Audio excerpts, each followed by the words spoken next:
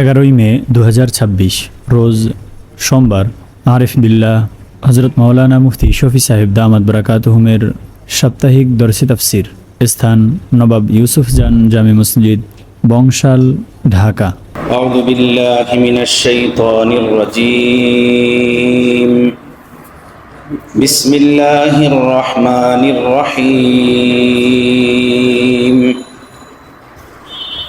الذي خلقني فهو يهدين والذي هو يطعمني ويسقين وإذا مرضت فهو يشفين والذي يميتني ثم يحيين والذي أطمع أن يغفر لي خطيئتي يوم الدين رب هب لي حكما وألحقني بالصالحين واجعل لي لسان صدق في الآخرين واجعلني من ورثة جنة النعيم واغفر لأبي إنه كان من الضالين ولا تخزني يوم يبعثون يوم لا ينفع مال ولا بنون إلا من أتى الله بقلب سليم وأزلفت الجنة للمتقين صدق الله العلي العظيم। আমার মুসলিয়ানে কেরাম, কোরআন তো হলো তেলাওয়াতের জন্য এবং আমলের জন্য। কোরআনে পাক হলো জমিনের একমাত্র ওই কিতাব যেটা তেলাওয়াতের দ্বারা সওয়াব হয়, নেকি হয়, পড়ার দ্বারা সওয়াব হয়, নেকি হয়, পড়ানোর দ্বারাও সওয়াব হয়, নেকি হয়, শুনলেও সওয়াব হয়, শুনাইলেও সওয়াব হয়। হাদিস শরীফে আছে রসুল পাক সাল্লাল্লাহু তাআলা আলাইহি ওয়াসাল্লাম একবার নিজের হুজরা মুবারক থেকে বের হলেন, বের হয়ে মসজিদের ভিতরে গেলেন, গিয়ে দেখলেন হযরত উবাই রাদিয়াল্লাহু তাআলা আনহু মসজিদের ভিতরে বসা কোরআনে পাকের তেলাওয়াত করতেছে। আল্লাহর নবী তার কাছে গিয়ে বললেন যে তুমি আমাকে কোরআনে পাকের তেলাওয়াত শোনাও। তো হযরত আবু আইয়ুব আনসারী রাদিয়াল্লাহু তাআলা আনহু উনি বললেন, ইয়া রাসূলুল্লাহ, আপনার উপরে কোরআনে পাক অবতীর্ণ হয়েছে আর আমি আপনাকে কোরআনে পাকের তেলাওয়াত শোনাবো। আল্লাহ নবী সাল্লাল্লাহু আলাইহি সাল্লাম বললেন যে ঠিক আছে, কিন্তু অন্যের জবান থেকে কোরআনে পাক শুনতে আমার কাছে খুব ভালো লাগে, তুমি একটু আমাকে শোনাও। তো হযরত আবু আইয়ুব আনসারী রাদিয়াল্লাহু তাআলা আনহু ইতস্তত করতেছিলেন যে আল্লাহ নবীকে উনি কোরআন শোনাবেন কীভাবে। তখন তাকে সান্ত্বনা দেওয়ার জন্য আল্লাহ নবী বললেন যে ভাই, তোমার জবান থেকে আল্লাহ আমাকে কোরআন শুনতে বলছেন। আমাকে আল্লাহ বলছেন, হে রাসূল, আপনি আবু আইয়ুব আনসারী মসজিদে বসা, তার জবান থেকে গিয়ে আপনি কোরআন শোনেন। তো দেখেন আশেক কেমন। আবু আইয়ুব আনসারী রাদিয়াল্লাহু তাআলা আনহু সুযোগ পেয়ে বললেন, ইয়া রাসূলুল্লাহ, আল্লাহু সাম্মানি, কি আল্লাহ আমার নাম নিয়ে বলছে? আল্লাহ আমার নাম নিয়ে বলছে যে আবু আইয়ুব আনসারীর জবান থেকে কোরআন শোনেন? তো আল্লাহ নবী বলেন, হ্যাঁ, আল্লাহু সাম্মাকা, আবু আইয়ুব, আল্লাহ তোমার নাম নিয়ে বলছে। হে নবী, মসজিদে যান, গিয়ে দেখেন আপনার সাহাবী আবু আইয়ুব আনসারী বসা, আপনি তার জবান থেকে কোরআন শোনেন। সুবহানাল্লাহ। এই কোরআন শুনলেও মজা, পড়লেও মজা, দেখলেও মজা, পড়াইলেও মজা, এটা ধরলেও মজা, চুমু দিলেও মজা, এর ভিতরে সবই সব নূরই নূর। সুবহানাল্লাহ। নূরের মহা সমুদ্র। এই দুনিয়াতে ওয়াহিদ এক কিতাব আল্লাহ তাআলা অবতীর্ণ করছেন, যার হাফেজ দুনিয়াতে আছে। এছাড়া কোনো কিতাবই জমিনে নাই যার কোনো হাফেজ দুনিয়াতে পাওয়া যাবে। একটা ছোট্ট বাবু ছোট্টবেলাতে কোরআন শরীফ মুখস্থ করে, ইয়াদ করে, সে 80-90 বছর বয়স হয়ে যায়, ততদিন পর্যন্ত কোরআন তার সিনেই থাকে। অথচ আমরা প্রাইমারি লেভেলে পড়ি, হাই স্কুলে পড়ি, কত কবিতা ইয়াদ করি, কত কিছু পড়ি, কিছুই মনে থাকে না 2 মাস 6 মাস পরে। পরীক্ষা গেলে ওইটাও চলে যায়, তাই না? কিছুই স্মরণ থাকে না। কিন্তু ছোট্ট ছোট বাবুরা একবার তার অন্তরাত্মার ভিতরে যখন কোরআন ঢুকে যায়, এই কোরআন আর মরতে দম তাক তার অন্তর থেকে বের হয় না। সুবহানাল্লাহ সুবহানাল্লাহ আযীম। তবে আজকে যে সূরাটি আমি আপনাদের সামনে তেলাওয়াত করছি, এই সূরার নাম হলো সূরাতুশ শুআরা। সূরাতুশ শুআরা এই সূরাটা কোরআনে পাকের 19তম পারাতে। এটা কোরআনের সিরিয়াল অনুযায়ী 26তম সূরা। আর কোরআনের 104খানা যে সূরা আছে, এই অবতীর্ণের দিক থেকে এটা 47তম সূরা। বুঝাইতে পারলাম আমি কথা? কোরআনের তারতিব অনুযায়ী এটা 26তম সূরা। আর কোরআন যে আকাশ থেকে জমিনে অবতীর্ণ হয়েছে, এই অবতীর্ণের দিক থেকে এটা হলো 47তম সূরা। এই সূরার ভিতরে 227খানা আয়াত আছে। আর এই সূরার ভিতরে 11টা রুকু আছে। কয়টা রুকু? 11টা রুকু, 227খানা আয়াত। এই সূরার মৌলিক বিষয় হলো 5টা। এই পুরা সূরার ভিতরে আল্লাহ পাক যে আলোচনা করেছেন, এর সারমর্ম নির্যাস 5টা জিনিস। 1 নম্বর হলো তাওহীদে বারি তাআলা, আল্লাহ পাকের ওয়াহদানিয়াতের কথা আল্লাহ এই সূরার ভিতরে বর্ণনা করেছেন। 2 নম্বর রিসালাত, নবীর রিসালাত নিয়ে, নবুয়ত নিয়ে আল্লাহ তাআলা আলোচনা করেছেন। 3 নম্বর হলো কোরআন, আল্লাহ পাকের এটা কিতাব। এটা শুধু আমাদের নবীকেই দেন না, এমন কিতাব পূর্ববর্তী উম্মতকেও, উম্মতের নবীদেরকেও দান করছেন, সেই বিষয় নিয়ে আলোচনা করছেন। 4 নম্বর হলো আখিরাত এবং আখিরাতের আযাব সম্পর্কে এই সূরার ভিতরে আলোচনা করছেন। 5 নম্বর হলো ভ্রান্ত কবি, যাদের কাব্য কবিতা থাকে দুনিয়ার নোংরামি নিয়ে, নষ্টামি নিয়ে, ভ্রান্ত কবি যারা কবিতা লেখে লায়লা নিয়ে, মজনু নিয়ে, গাছ নিয়ে আর মাছ নিয়ে, যত দুনিয়ার নোংরামি বলা কবি আছে, তাদের ভ্রান্ত মতবাদ নিয়ে আল্লাহ তাআলা এই সূরার ভিতরে আলোচনা করছেন। এই সূরার মৌলিক বিষয় হলো কয়টা? এই 5টা বিষয়। এই 5টা বিষয়কে আল্লাহ পাক 227খানা আয়াতের ভিতরে তারতিবওয়ার বর্ণনা করছেন, সিরিয়াল অনুযায়ী বর্ণনা করছেন।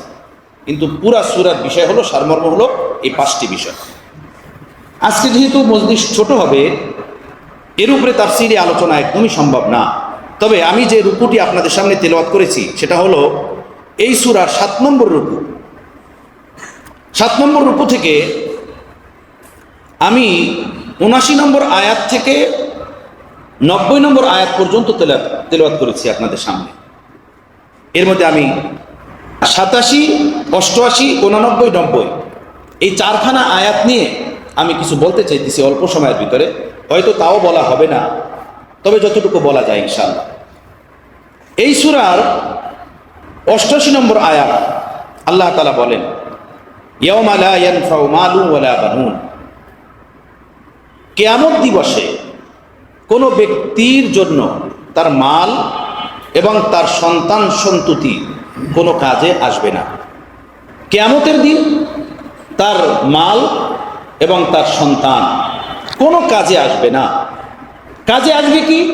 ইল্লা মান আতাল্লাহা বিকলবিন সালিম, যে ব্যক্তি আল্লাহর নিকটে কলবে সালিম নিয়ে হাজির হবে, এই কলবে সালিম এটা আল্লাহর নিকটে কাজে আসবে। কলবে সালিম মানে সুস্থ হৃদয়, সুস্থ অন্তর, এটা আল্লাহ তাআলার নিকটে কাজে আসবে। এছাড়া অন্য কিছু আল্লাহর দরবারে কাজে আসবে না। এই আয়াতের 2টা অর্থ।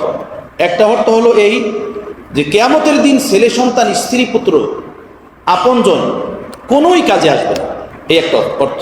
এই আয়াতের দ্বিতীয় আরেকটা অর্থ হলো এই যে যারা কলবে সালিম নিয়ে হাজির হবে না আল্লাহর দরবারে, সুস্থ হৃদয় নিয়ে যারা আল্লাহর দরবারে হাজির হবে না, তাদের জন্য তাদের মাল এবং তাদের সন্তানাদি কোনো কাজে আসবে না।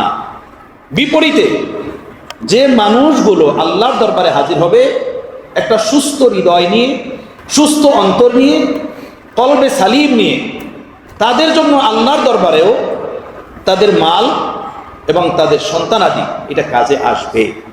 সুবহানাল্লাহ, সুবহানাল্লাহ রাজি। কলবে সালিম কাকে বলে? কলবে সালিম কাকে বলে? সালিম শব্দের অর্থ হলো নিরাপদ, মুক্ত, খালি। কলবে সালিম ওই অন্তর যেটা নিরাপদ, যেটা মুক্ত। নিরাপদ, খালি, মুক্ত মানে কি? আমার ভাই, কোরআনে পাকের তর্জমা নিজের বিবেক বুদ্ধির দ্বারা করা যায় না। কোরআনের তর্জমা করতে হয় প্রিয় রসুলের হাদিসের দ্বারা। প্রিয় রসুলের হাদিস যদি কেউ না জানে, তাহলে সে কোরআনে পাকের তর্জমা করতে পারবে না। সে নিজের খেয়ালের তর্জমা করবে, নিজের চিন্তা চেতনার তর্জমা করবে। ওই তর্জমা করতে পারবে না যেটা প্রিয় রসুল করেছেন, সাহাবায়ে কেরাম করেছেন, ওলামা মাশায়েখ করেছেন। তো কলবে সালিম কাকে বলে? সুস্থ হৃদয়, খালি হৃদয়, মুক্ত হৃদয় কে বলে কলবে সালিম। কিসের থেকে সুস্থ, কিসের থেকে খালি? এখন এটা বুঝতে হলে আমাদের তাফসিরের কিতাবে যেতে হবে। যত বড় বড় তাফসির আছে, এর ভিতরে একটা তাফসিরের কিতাব হলো তাফসিরে রুহুল মানি। আল্লামা সৈয়দ শিহাবুদ্দিন আলুসি বাগদাদি রহমতুল্লাহ লেখা কিতাব। উনি হানাফি মাযহাবের বড় মুফাসসির। ওনার তাফসিরের নাম হলো তাফসিরে রুহুল মানি। রুহ তো রুহ, আত্মাকে বলে। মানি শব্দের অর্থকে বলে। উনি এই তাফসিরের নাম রাখছেন তাফসিরে রুহুল মানি এই জন্য যে উনি বলেন, আমি কোরআনের আত্মা বর্ণনা করার চেষ্টা করেছি আমার তাফসিরে। কোরআনের শাব্দিক অর্থ বুঝাইতে চাই না, কোরআন কি বুঝাইতে চায়, কোরআনের মর্ম কি, আমি কোরআনের মর্মটাও তুলে ধরছি। এই তাফসিরে রুহুল মানির ভিতরে কলবে সালিমের কিছু ব্যাখ্যা করছেন। কলবে সালিম কাকে বলে? 1 নম্বর ব্যাখ্যা, হুয়া সালিম আনিল শিরকি ওয়াল কুফরি। ওই অন্তর, যে অন্তর শিরিক থেকে, কুফর থেকে মুক্ত। যে অন্তরের ভিতরে শিরিক নাই, কুফর নাই, সে অন্তর হলো কলবে সালিম। যার অন্তরের ভিতরে কুফর নাই, শিরিক নাই। 2 নম্বর, হুয়া সালিম আনিল জাহলি।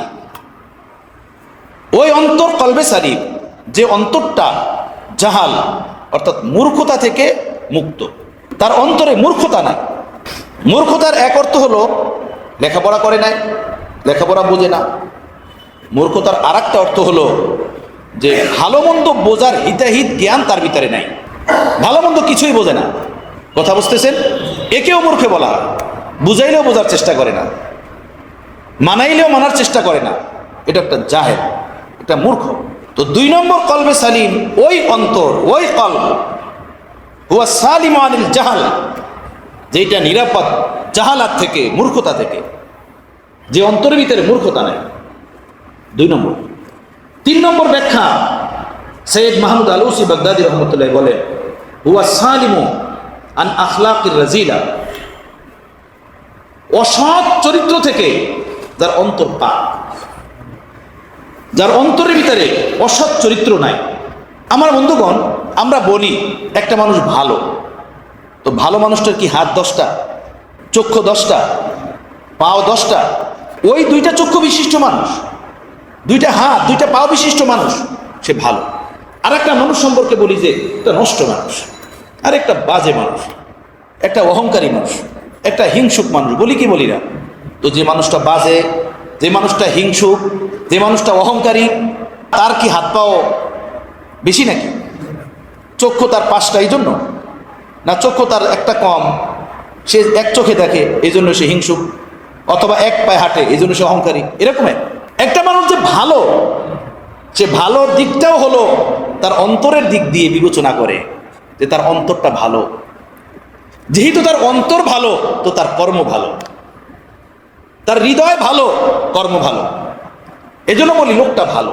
তার হৃদয়টা যেহেতু ভালো, অন্তরটা যেহেতু সুন্দর, তার হাত পায়ের কর্ম সুন্দর, চোখের দেখা সুন্দর, জবানের বলা সুন্দর, মনের চিন্তা সুন্দর, অন্তরের ভাবনা সুন্দর। যার এই জিনিসটা সুন্দর, সেটা বলছেন কে? প্রিয় রাসূল সাল্লাল্লাহু আলাইহি সাল্লাম, আলা ইন্না ফিল জাসাদি মুযগা ইযা সলুহাত সলুহাল জাসাদু কুল্লু ওয়া ইযা ফাসাদাত ফাসাদাল জাসাদু কুল্লু আলা ওয়া হিয়াল কলব। সাইয়্যিদুল মুরসালিন, খাতামুন নবিয়্যিন, নবী সাদিকুল মসদুক মুহাম্মদ আরবি সাল্লাল্লাহু আলাইহি সাল্লাম বলেন, কান খুলে শোনো। অনেক ওলামায়ে কেরাম আলা শব্দের তর্জমা করছেন যে এটা অ্যাম্বুলেন্সের হরেন, ফায়ার সার্ভিসের গাড়ির হরেন, মানে সব সাবধান, জায়গা দাও জায়গা দাও। তো কোরআনে যেখানে আলা শব্দ ব্যবহার হয়েছে এটা সতর্ক, ভালো মতো শোনো। হাদিসে পাকের ভিতরে আল্লাহ নবী যেখানে আলা শব্দ ব্যবহার করে কোনো হিদায়েতের বাণী শুনিয়েছেন সেটা সতর্ক, ভালো মতো শোনো, গভীরভাবে শোনো, উড়াদুরা শোনো না, ব্যাখ্যার হয়ে শোনো না। আমার বন্ধুগণ, তো আল্লাহ নবী বলেন আলা, ভালো মতো শোনো, গৌর করে শোনো, ফিকির করে শোনো। ইন্না ফিল জাসাদি মুজগা, মানব দেহে একটি গোস্তের টুকরা আছে, মানব দেহে একটি গোস্তের টুকরা আছে। ইদা সলুহাত সলুহাল জাসাদু কুল্লু, ওই গোস্তের টুকরা যদি সুন্দর হয়, গোস্তের টুকরাটা যদি ভালো হয়, সলুহাল জাসাদু কুল্লু, তো পুরোটা মানব দেহ সুন্দর, পুরোটা মানব দেহ ভালো। ওয়াইদা ফাসাদাত ফাসাদাল জাসাদু কুল্লু, আর যদি ওই গোস্তের টুকরাটা নষ্ট হয়, খারাপ হয়, বরবাদ হয়, তো পুরাটা মানব দেহ নষ্ট, পুরাটা মানব দেহ রোগাগ্রস্ত, পুরাটা মানব দেহই ক্ষতিগ্রস্ত। এটা বলার পরে আল্লাহ নবী বলেন শোনো, আলা ওয়াহিয়াল কলব, আবার আলা শব্দ ব্যবহার করে বললেন শোনো, গভীরভাবে শোনো, মনোযোগ দিয়ে শোনো, কান খোলে শোনো। গাফলাত, অলসতার তুলা কান থেকে বের করে শোনো, মনের কানে শোনো, হৃদয়ের কানে শোনো, কান লাগিয়ে শোনো। ওয়াহিয়াল কলব, সেটা হলো অন্তর, আত্মা। অন্তর, মানুষের অন্তর, আত্মা।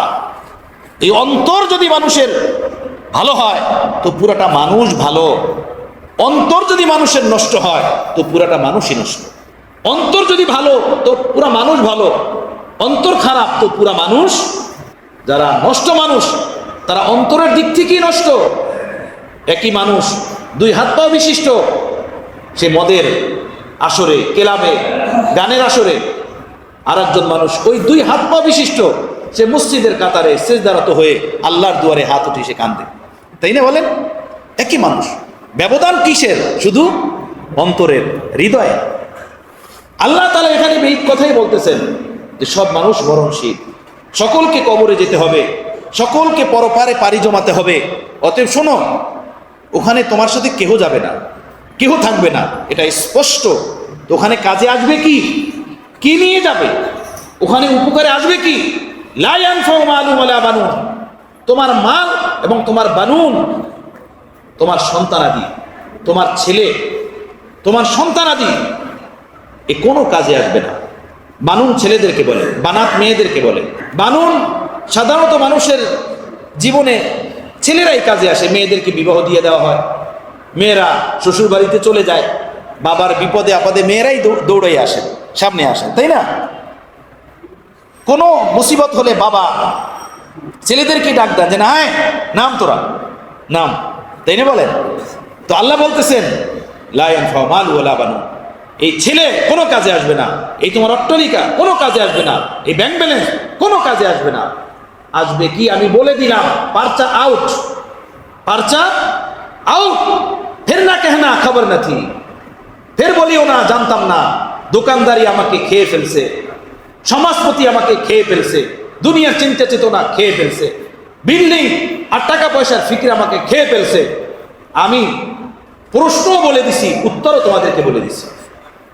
এমন মহান মালিক এই দুনিয়াতে কাউকে পাওয়া যাবে না। কোনো ভার্সিটি এমন নাই, কোনো স্কুল কলেজ মাদ্রাসা এমন নাই যেখানে প্রশ্ন সাথে সাথে উত্তর আউট করে দেওয়া হয়। আল্লাহ প্রশ্নও করেছেন এবং তার উত্তরও আউট করে দিয়েছেন। আল্লাহ বলছেন কিছুই কাজে আসবে না। শোনো, ভালো মতো শোনো, কিছু কাজে আসবে না। এই যে আমার প্রশ্ন, কাজে আসবে কি? ইল্লা মান আতাল্লাহা বিকলবিন সালিম, যদি তুমি সুন্দর একটা হৃদয় নিয়ে আমার কাছে হাজির হতে পারো, সেইটা কাজে আসবে। ভালো একটা অন্তর নিয়ে কাজ আসতে পারো আমার কাছে, সেইটাকে আমি মূল্যায়ন করব, সেইটা কাজে আসবে। সেই ভালো অন্তর কোন অন্তর? এক নম্বর বলছি যে অন্তর শিরিক থেকে পাক, কুফর থেকে পাক, এক নম্বর। দুই নম্বর ওই অন্তর যেটা মূর্খতা থেকে পাক, যার ভিতরে জাহাল নাই, মূর্খতা নাই। তিন নম্বর ওই অন্তর আখলাকে রাজিলা, অর্থাৎ অসৎ চরিত্র থেকে যে অন্তরটা পাক, যার অন্তরে অসৎ অভ্যাস নাই, অসৎ কাজ নাই, তার অন্তরটা হলো একটা ভালো অন্তর। 4 নম্বর, আল্লাযী ইয়াকুনু খালিয়ান আন গালাবাতিশ শাহওয়াত, ওই অন্তর যার অন্তরে শাহওয়াতের গালাবা নাই, হামেশাই শাহওয়াতের, পাপের, গুনাহের ওয়াসওয়াসার দ্বারা অন্তর ডুবা, 24 ঘন্টা তার ওয়াসওয়াসার দ্বারা অন্তর ডুবা গুনাহের, এই শাহওয়াতের মেজাজ থেকে তার অন্তর পাক। 5 নম্বর, যেটা হলো লব্বে লুবাব সারমর্ম। সৈয়দ মাহমুদ আলুসি বাগদাদী রহমতুল্লাহ বলেন, ওই অন্তর হুয়া সালিমু আম্মা সিওয়াল্লাহ, ওই অন্তর হলো কলবে সালেম, নিরাপদ অন্তর, যে আল্লাহ ছাড়া সব কিছু থেকে যার অন্তর খালি। সুবহানাল্লাহ, যার অন্তরে আল্লাহ ব্যতীত আর কিছু নাই, আল্লাহ ছাড়া কোনো জিনিস তার হৃদয়ে নাই, এমন হৃদয়টা হলো কলবে সালেম, সুস্থ হৃদয়, ভালো হৃদয়, যেটা আল্লাহর দরবারে মূল্যায়ন হবে, আল্লাহর দরবারে কাজে আসবে, এছাড়া আর কিছু কাজে আসবে না। আলেমের এলেম কাজে আসবে না, হাজির হজ কাজে আসবে না, দানবীরের দান কাজে আসবে না, মুজাহিদের জিহাদ কাজে আসবে না। এর উপরে আল্লাহ তাআলা সওয়াব দিবেন তার অন্তরের সুস্থতা অসুস্থতার উপরে নির্ভর করে। এই জন্য হাদিসে আছে, কিয়ামতের দিন একজন আলেমকে ডাকবেন, কেন এলেম শিখছো? হে আল্লাহ, আপনার দ্বীনের প্রচার ও প্রসার। না না না, মানুষ আপনাকে বক্তা বলবে, ওয়াইজ বলবে, মানুষ আপনাকে দাওয়াত দিবে, মানুষ আপনাকে সালামি দিবে, এটা আপনার অন্তরে লুকায়িত ছিল, আপনার অন্তরে এই বিষয়ে ছিল। অতএব লোকেরা আপনাকে বক্তা বলছে, আল্লামা বলছে, লোকেরা আপনাকে সালাম করছে, টাকা দিছে, মাহফিলে দাওয়াত দিছে, এটা পেয়ে গেছেন, যে জন্য আপনি এটা শিখছেন, সেটা আপনি পেয়ে গেছেন, আমার কাছ থেকে কিছু পাওয়ার নাই। যান, এই এলেম নিয়েই এখন জাহান্নামের পথে হাঁটেন। ফাজাইল আমল কিতাবের ভিতরে হাদিস উল্লেখ আছে। এরপরে ডাকবেন দানবীরকে, কেন আপনি দান করেছেন?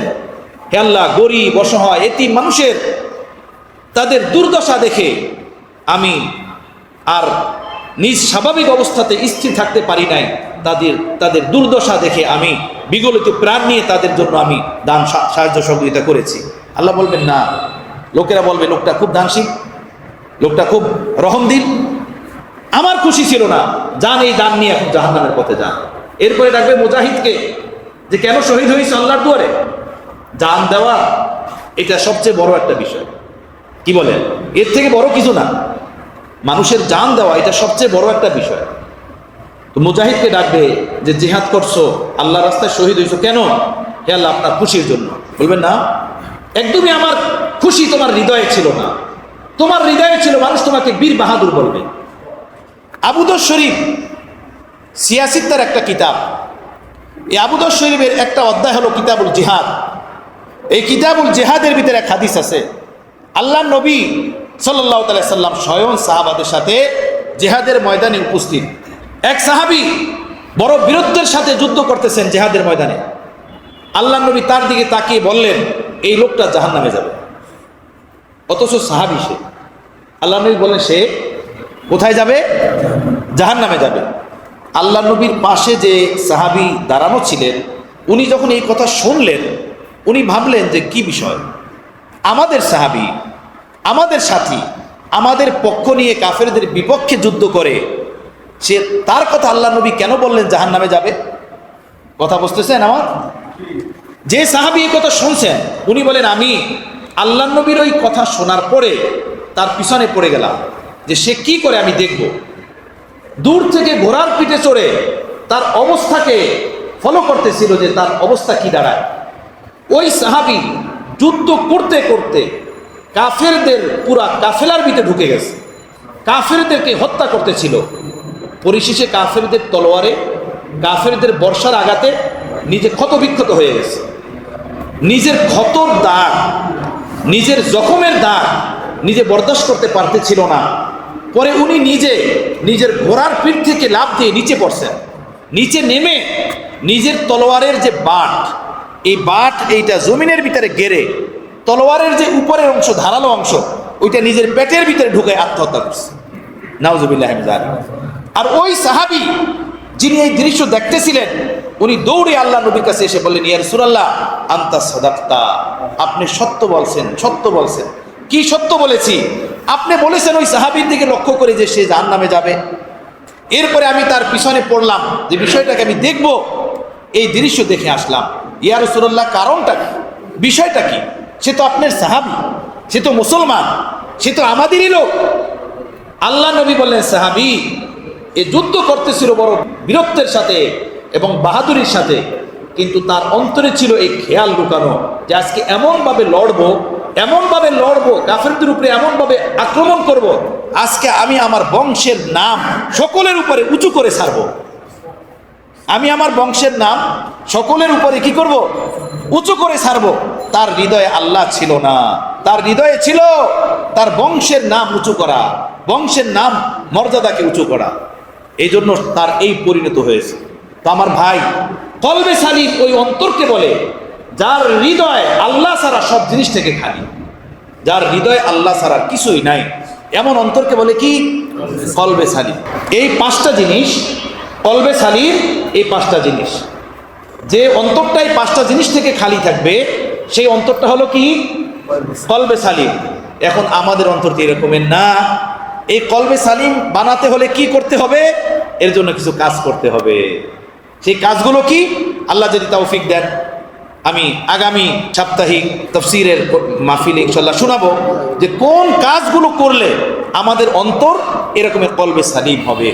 আমরাও এরকম একটা অন্তর বানাতে পারবো যে অন্তর আল্লাহর দুয়ারে গ্রহণযোগ্য হবে, আল্লাহর দরবারে কবুল হবে।